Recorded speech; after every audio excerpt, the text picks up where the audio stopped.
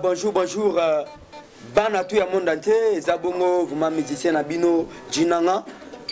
Aza vraiment vrai patriote. Atika vraiment beaucoup na été ceux qui les Cambozali. Soutien Nabino toujours na kati na base oyo. Oyo sala ke vraiment tout le monde na bina na monde entier. Et pas ya président Gilles. Vraiment tout cas soutien Nabino. Vraiment beau soutenir vraiment président. Et puis et pourquoi pas aussi na musicien Nabino Jinanga. En tout cas, na Bamama Fachi Béton, vraiment dans le monde entier, tous les diasporas, vraiment vous soutenir le président Fachi, musicien Nabino Yeyo, toujours Azara, toujours Sima Yamokonzi. Soutien Nabino et comme ça, l'anga bien Talakaka, vraiment Moussala Yangoyo, et na vraiment vous soutenir Bisso, vraiment Bastille Salama, et puis ben instrument et ya Talara Abino côté, on a instrument zéro côté. Vraiment beau de la main musicien Nabino, moi ben instrument et comme ça, l'anga bien. Toké Kakapona. Pour sensibiliser Bino, que le corona est bel et bien réel dans le monde, on doit se protéger et puis plutôt respecter aussi les gestes barrières. Everybody, face à cette pandémie, nous sommes tous appelés à bouter hors d'état de nuire cet ennemi public sans unis. Toutes nos activités sont bloquées à cause de toi, corona, ton apparition dans le monde. On a perdu tant de gens. Être avec toi, Corona, c'est plus que la guerre mondiale. On ne veut plus parler de toi. Parler de toi dans ce monde. Ok. Arrêtez-toi, Corona. On ne veut plus parler de toi. Même dans le monde entier, on ne veut plus parler. Ennemi invisible, on ne veut plus parler de toi. Ici au Congo, on ne veut plus parler de toi. En Amérique,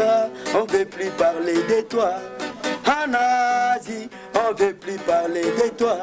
En Europe, on ne veut plus parler de toi. Même en Afrique, on ne veut plus parler de toi. Everybody, je ne veux plus parler de toi.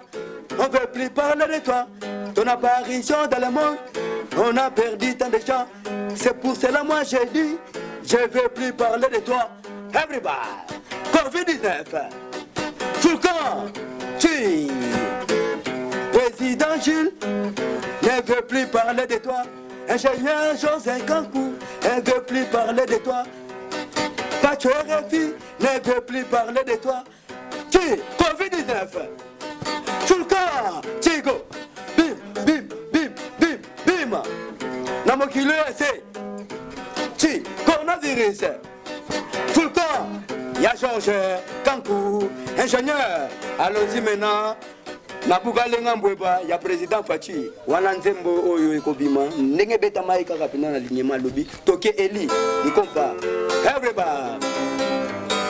wewa chilombo wetu tetu buga lenga mbweba iyo Felice wanyimema buga lenga mbweba wewa chilombo wetu tetu buga lenga mbweba afandi na ngwende na ye terna este esili ofandi na ngwende na yo Ebola, Ezili, Ofandi Nangwende na yo, Bana Batangi, Ofele, Ofandi Nangwende na yo, Basoda na Kacha, Bazibanda Kwe, Kurana Mai, Ekoti na Kanchache, Bona Nini, état de toi, Ofandi Nangwende na yo, état de toi, Tomoni na miso, oh non non, Iyo Felice wanyimema, Bugalenga Mbweba, Wewa chilombo wetu tetu bugalenga mbweba. Wewa Felice wanyimema bugalenga mbweba. Jamare Kabunda toujours sima ya Fachi.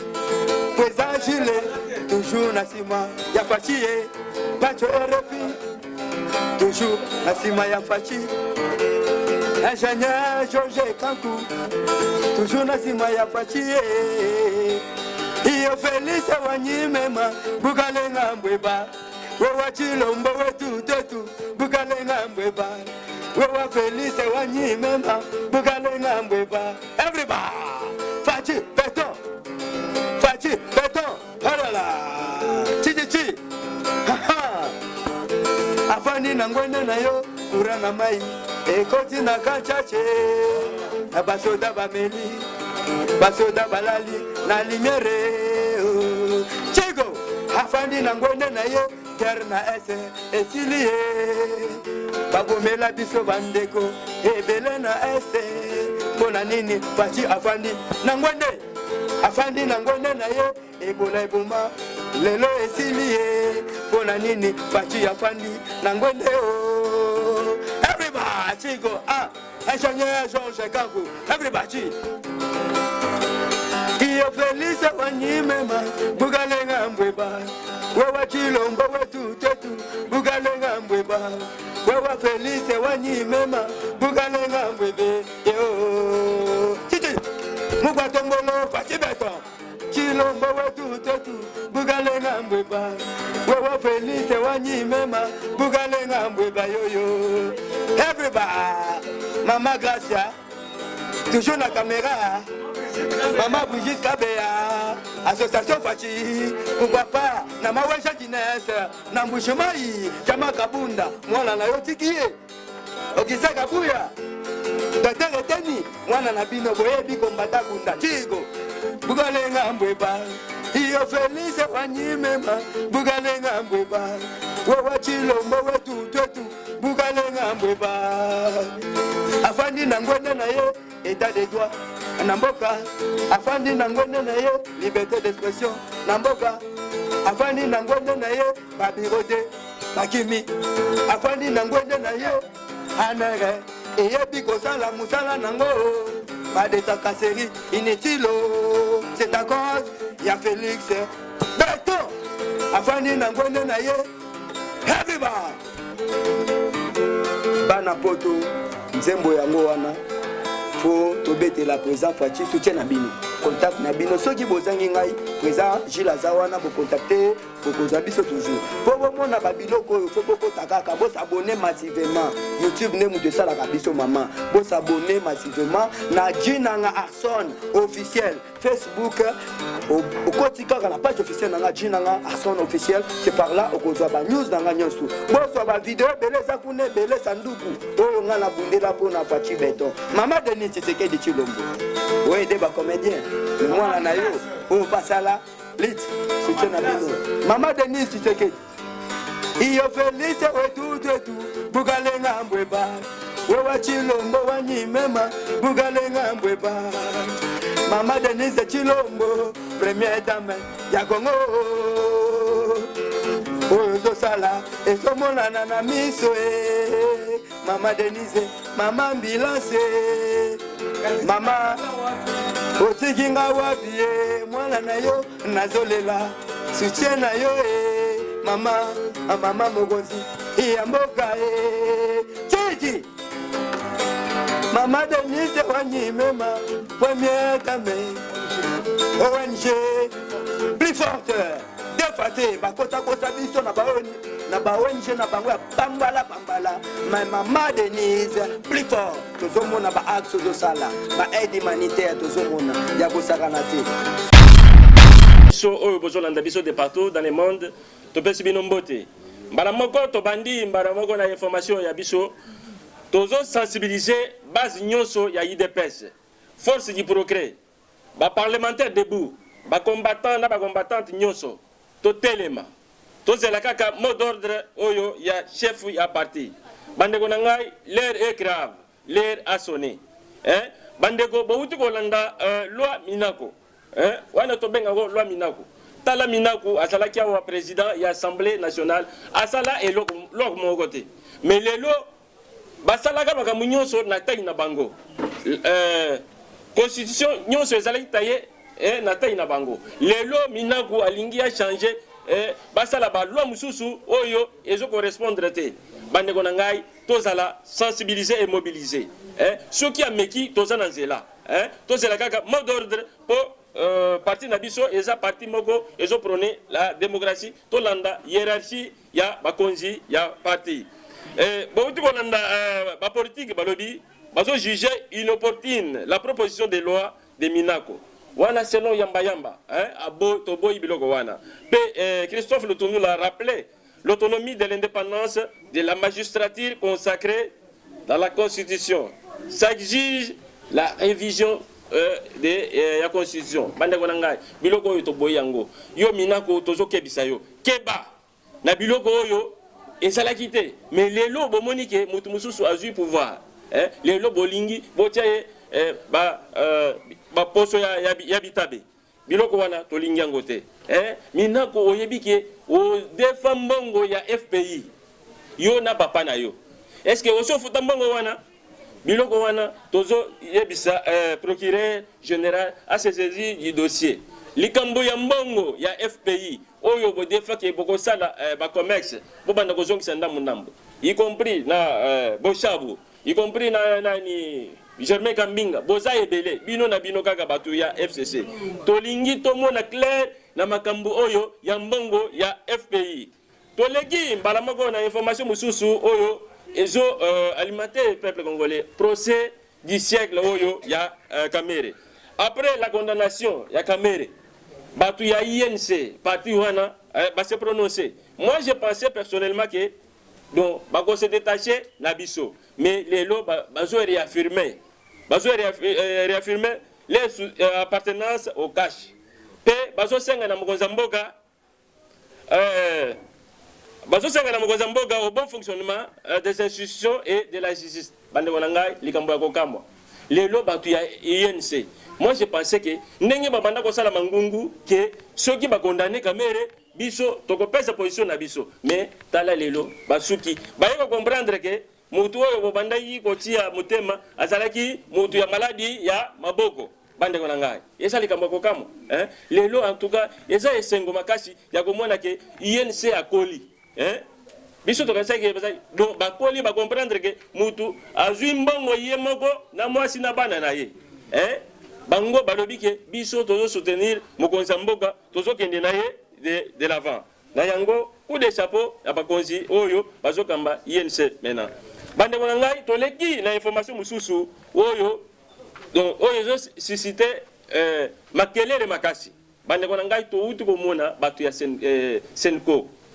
ba confession religieuse bazo loba donc même langage te oyo basango bazo loba na ndenge na bango bakimbangisa na ndenge na bango missioni n'en parlons même pas bande ko ngai bona succession ya nanga à la CENI l'église kimbangiste ne reconnaît pas les choix de Ronsard Malonda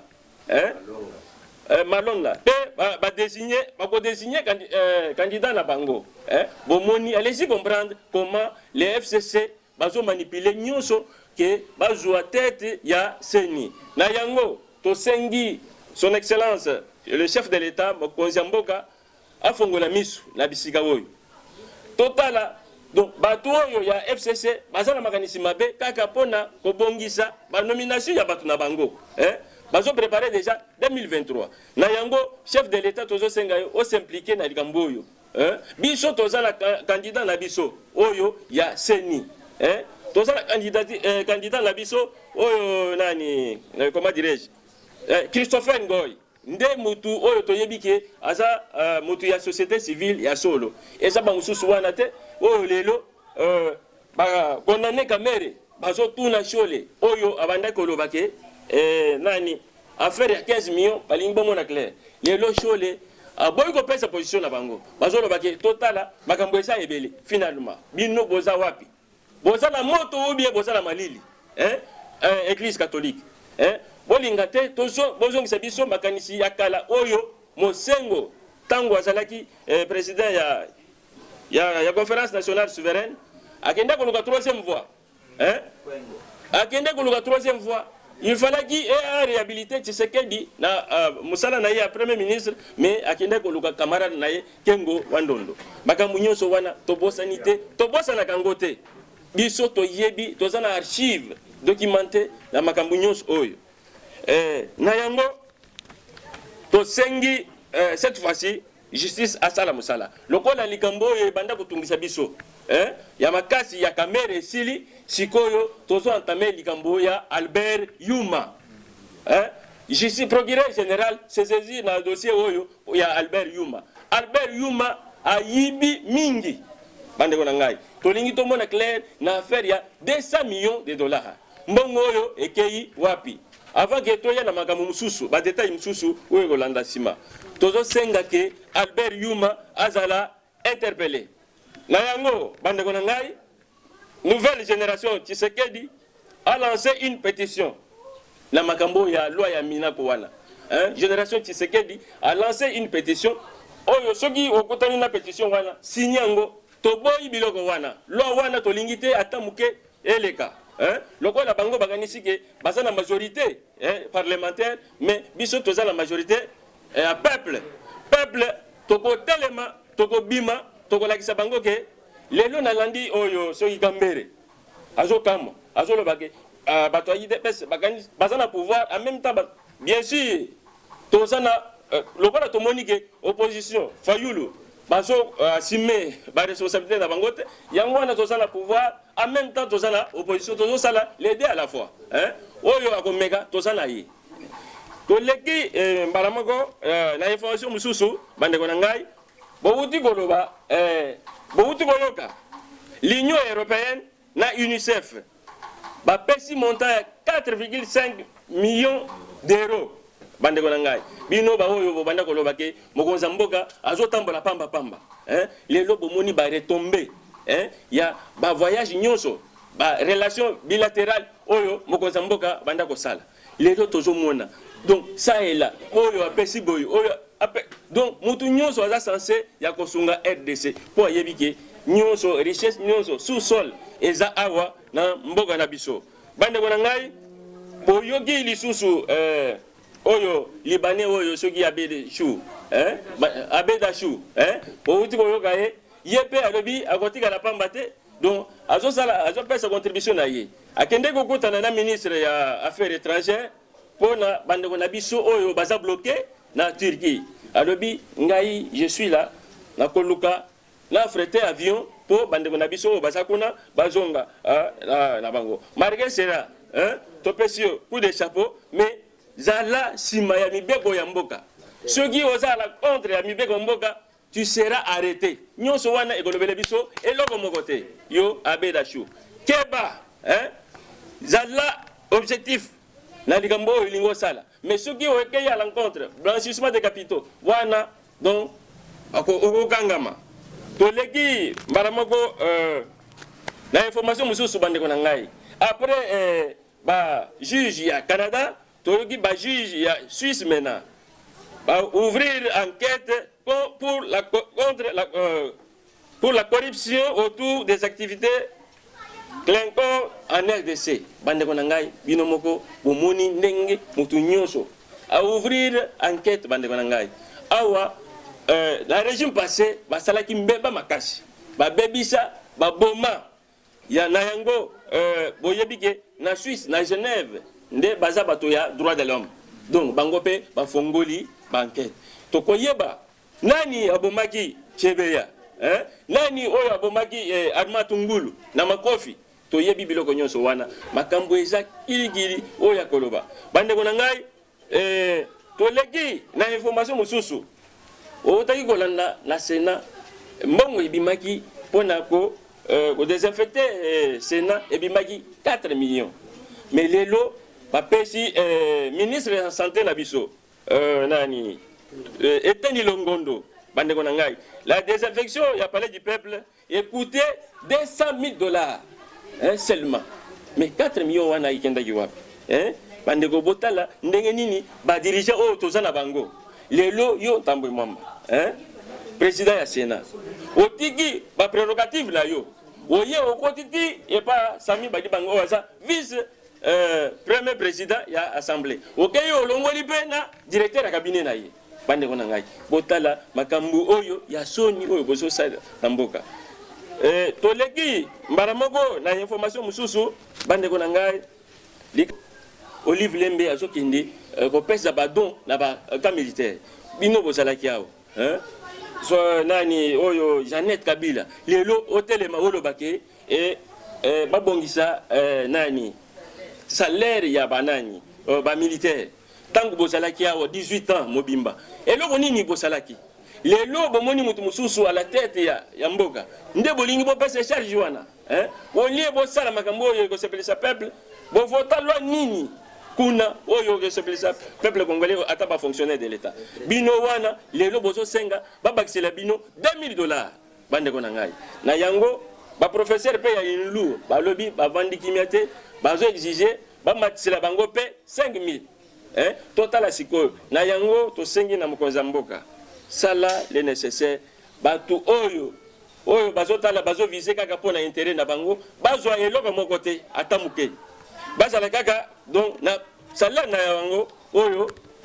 bazalaki kozwa liboso na yango bandeko na ngai bazosala nga signe ke temps ekoki oyo bazalaki oyo nazalaki nango napesi mbote na Daniela Kamonya na première dame Denise Nyakero Tshisekedi bisika bozali bozo ya bino yango wana Pacho RFI na la grâce à Benzi TV. Merci et à la prochaine fois. Merci.